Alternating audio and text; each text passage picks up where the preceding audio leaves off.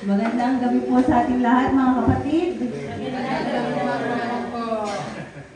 So ngayon pong gabi, dadako na po tayo sa ating health lectures o pag-aaral mula sa kalaman para tungkol sa kalusugan. So ngayon pong gabi, magandang gabi po sa ating mga kaibigan na nag-imbitahan.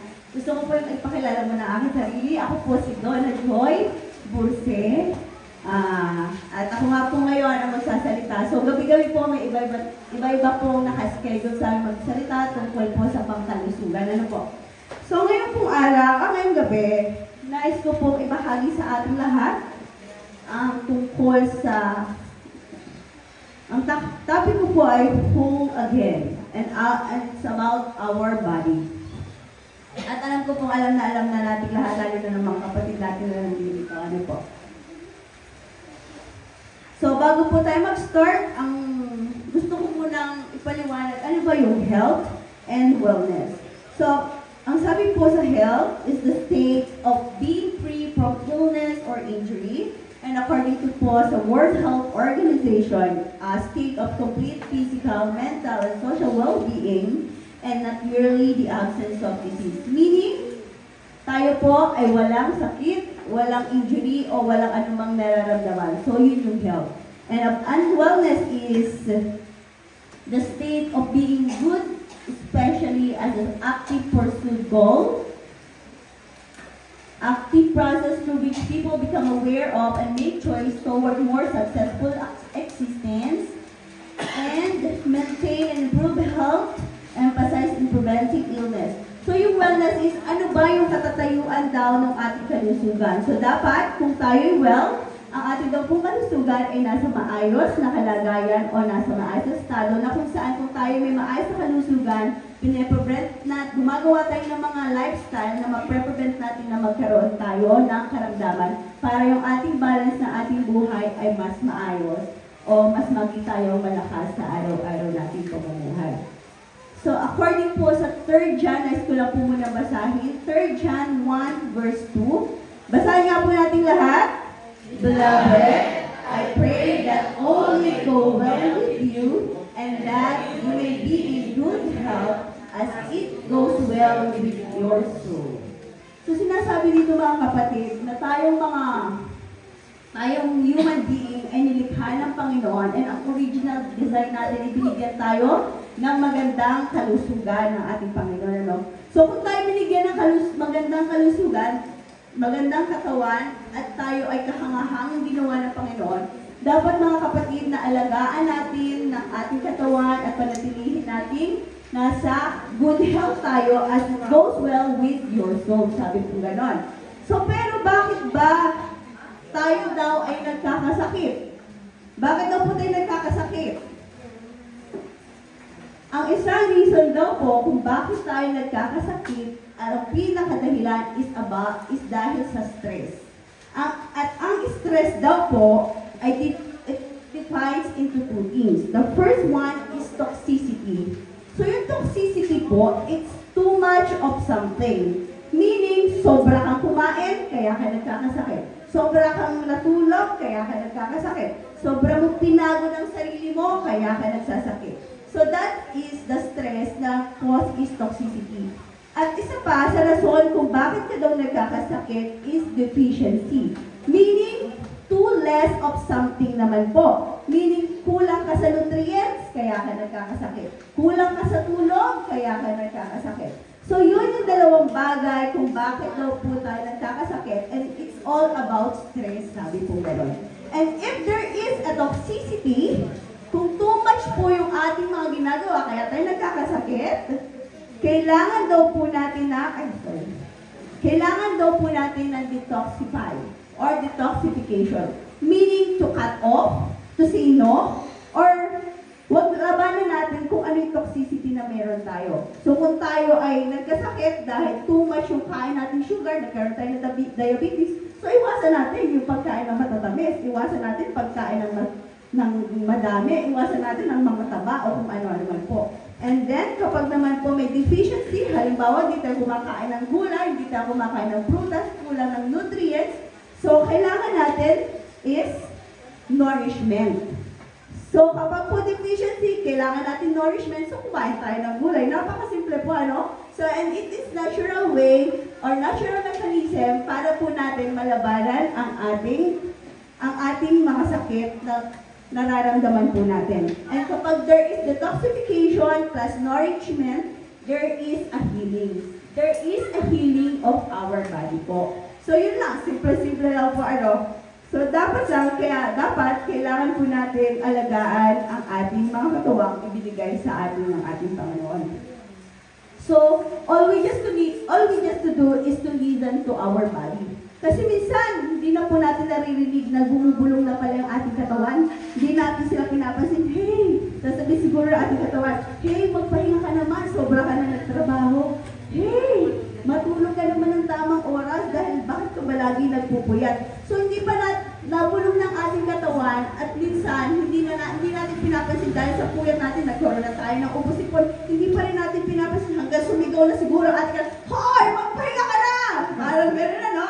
So, iintay pa natin yung hanggang sa siguro, pag nag-scream ng ating katawan, kung halimbawa hindi nga tayo, kung ba, kain tayo ng kain, hindi pa rin natin nilalabanan yung pagkain na yun. So, hanggang naging diabetes na, naputulan na tayo ng pasa, na lang tayo matatauhan eh. Saka lang natin pakikinggan ang ating katawan na, ay, oo nga, kailangan ko na magbawas kung kailan putol na ang paa mo, kung kailan dinadialysis ka na.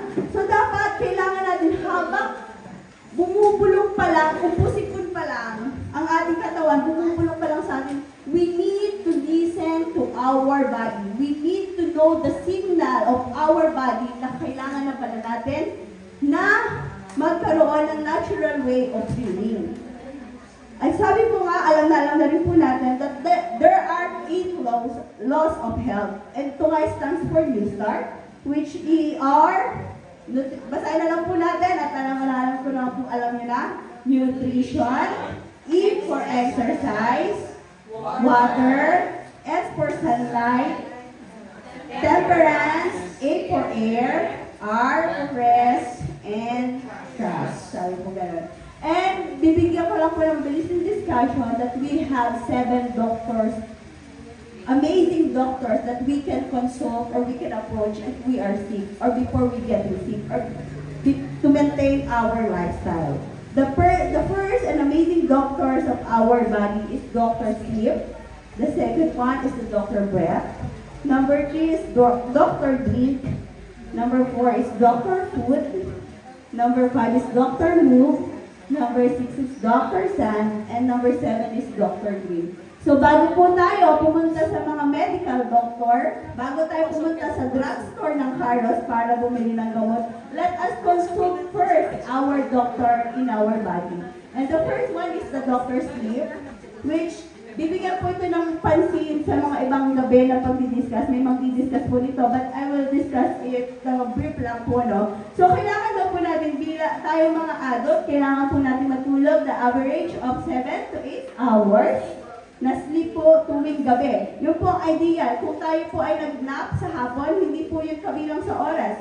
Kailangan po 7 to 8 hours na tutulog po tayo para po yung memories natin kinabukasan ay maganda. Alive po tayo sa kinabukasan natin pagising. Kasi kung tayo po'y puyat, nagpuyat tayo, ang ating katawan ay di ba nararamdaman natin pag puyat tayo, parang lutang tayo, wala tayong maayos na pag-iisip. Ano po? So yun. So kapag din po tayo natutulog, sabi po dito, our body and organs, repair cells and tissue mass, cleaning out waste, releasing hormones, reorganize blood sugar level, and normalize BP. So kailangan po natin, average 7 to 8 hours of sleep, at sabi po, giving yourself a deep of sleep will allow healing in your body. Kung tayo po ay natutulog ng tama sa oras, kung tayo may karamdaman, nag-heal po ang ating katawan. Ano po? So next po is Dr. Breath. Dr. Breath, sabi po dito, 22 times in and out a day tayo humihinga. Ilan daw po? 22,000 tayo humihinga araw-araw. At napakaswerte po natin kung tayo 22 times lagi humihinga. Pero sometimes po, ang paghinga po natin is hindi na tama. Meron pong paghinga tinatawag na upper chest breathing. So yung upper chest breathing po is yung mga breathing na may mga sakit. yung may mga nagsisigarilyo, yung mga taong medyo may edad na, yung may mga sakit, may mga weak. So yun yung hinga nila, upper chest. And karaniwan po sa atin, ang hinga daw natin is middle chest breathing. Hawakan niyo po yung ganito nyo. Hinga po kayo. Ito yung kadalasan nangyayari sa atin, dito lang tayo nang humihinga. At ang proper way of breathing daw po is diaphragmatic of abdominal breathing. So hinga, hawakan niyo po yung abdomen nyo. Hinga po kayo. Hinga. Lumaki po ba? O sadyang malaki na? So, sabi po dito, kapag every morning daw po, regular exercise natin, 5 to 10 times po natin gawin, para daw po, pag tayo huminga ng tama, nagkakaroon po tayo ng increased blood circulation, wherein yung circulation po na ating oxygen at yung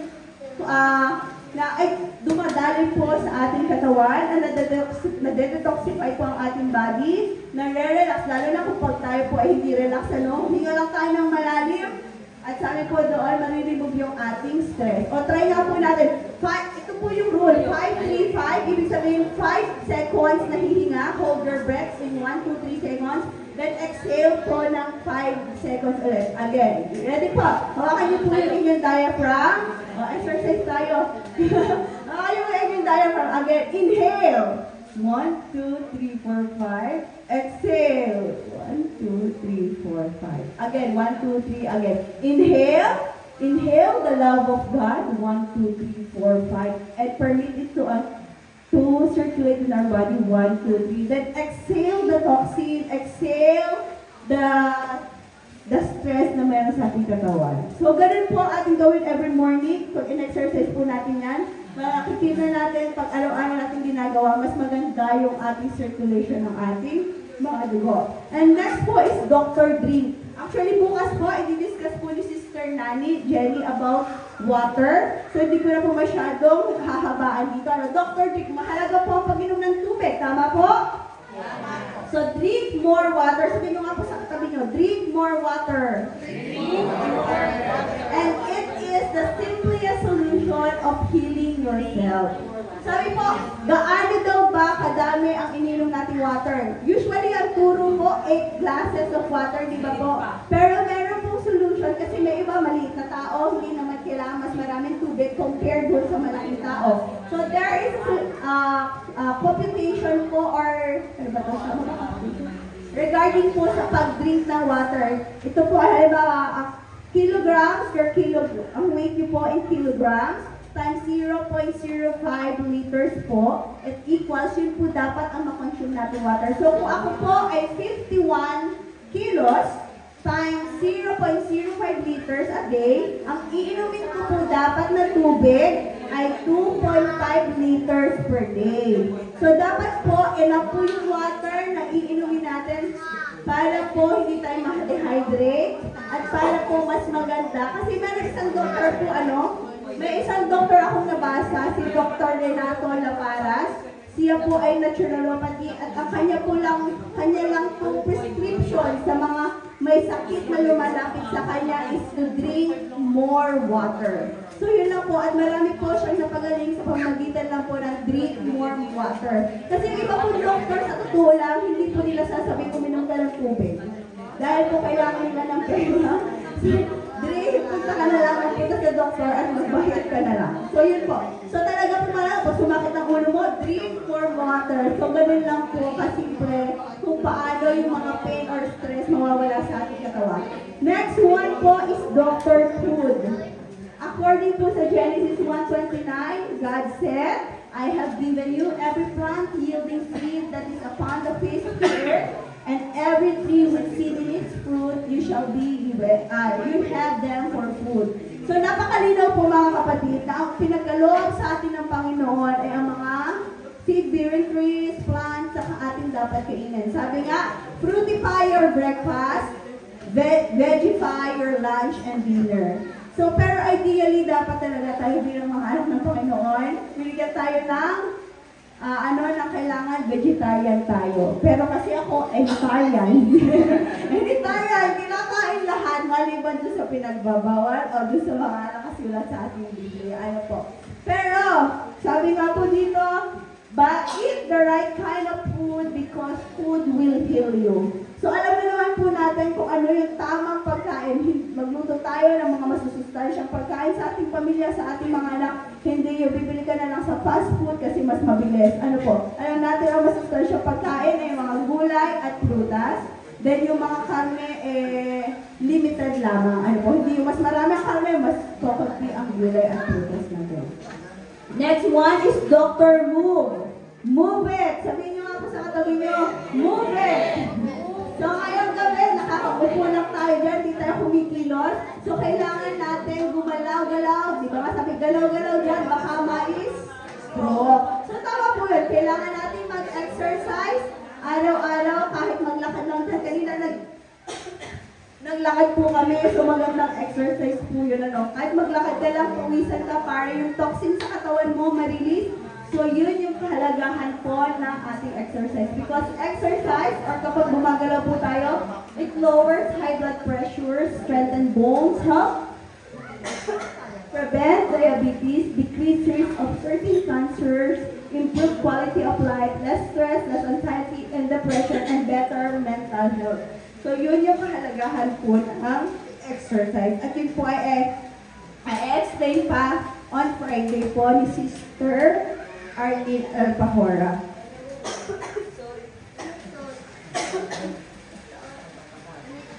And next one, second to the last, Dr. San.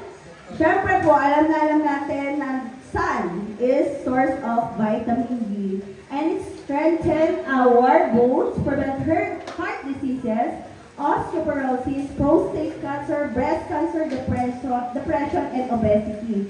Sabihin niyo po sa katabi niyo, go and take and get some sunlight. So ngayon po, mahalaga po ang sunlight, ano? Di ba kapag baby bagong panganak, sabi, ibilad mo ang iyong anak sa arawan, 30 minutes ang maximum. At ang idea po, isa po sa clue dyan, kapag good sunlight pa siya, kapag po tumapad ka sa araw, tapos ang shadow mo ay mahaba pa, nakikita mo shadow mo, it is good sunlight po, at yun po ay pwede kang bumilad sa araw 5 to 10 minutes. Pero kapag bumilad ka sa araw at hindi mo na nakikita shadow mo, or maiksi na, or nasa likod, it is bad sunlight na po, pero pwede ka pa rin magbilad ng about 2 minutes po. Then after that, okay na po yun. So that's Dr. Sun. And the last one is Dr. Green.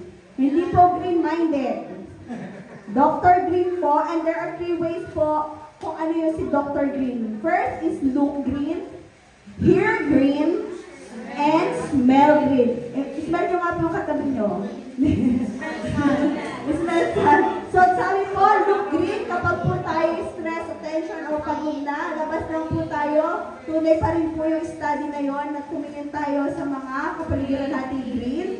Then sabi po, hear green. Di ba pag nag-i-spa tayo kalimitan, may tumutunog na mga lagas ng tubig, yung huni ng ibon. Yung vibration po na sound na yun, nakaka-relax din po sa ating mind, sa ating body. Ano po? So yun daw, hindi yung hear green, puro tayo hear ay chismis lang at saka chatters noise. So hindi po. Mas magkakasakit po tayo kung chismis lang ang ating mga mapapakinggan. So, hear green. And the last one is smell green. May isa daw po study yung doctor sa US na yung mga mentally ill patient po nila, dinadala nila sa forest para mag-smell ng amoy ng forest. Di ba po pag talaga maraming napaka-fresh pong amoy yan. So nakakagamot po daw yon, sabi po doon sa study na yon. And sabi po, kapag po tayo ay nakakinig, nakaamoy, or nakakita, it controls BP, muscle relax, and mind relaxation. So yun po yung 7 amazing doctors of our body na kailangan po natin tandaan bago po tayo pumunta sa drugstore ng Carlos, bago po tayo pumunta sa medical doctor. Let us first consult to our Dr. Sleep, Dr. Breath, Dr. Drink, Dr. Food, Dr. Move, Dr. Sun, and Dr. Green. Baka po tayo ay too much lang ng mga ito or deficiency ay kulang po sa ating katawan.